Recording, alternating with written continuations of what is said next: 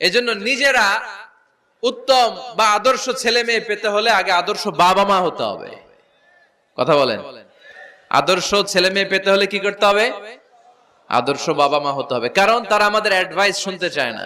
বর্তমানের ছেলে পেলে এত ইচড়ে পাকা, এত ছোট্ট ছোট্ট ছেলে মেয়েরা প্রেম ভালোবাসা বুঝা ফেলছে, আছে না নাই? ক্লাস 4 এর মধ্যে ভাগ করে ফেলেছে, এটা তোর, এটা আমার, এটা ওর, ভাগাভাগি শেষ। কোন ক্লাসে? 4 এ। ক্লাস 4 এর নাকি গার্লফ্রেন্ড আছে, আমার গার্লফ্রেন্ড আমার এটা দিছে। আমরা দাখিল আলিম যখন পড়ি তখনও তো এগুলো বুঝতাম না। আর এখন ক্লাস 4 এর ছেলে মেয়ে গার্লফ্রেন্ড বয়ফ্রেন্ড পুরা ক্লাস ভাগাভাগি হয়ে গেছে, আছে না নাই? ইচড়ে পাকা, অকাল পক্ক, আগে আগে পেকে যায় ছেলে মেয়েগুলা।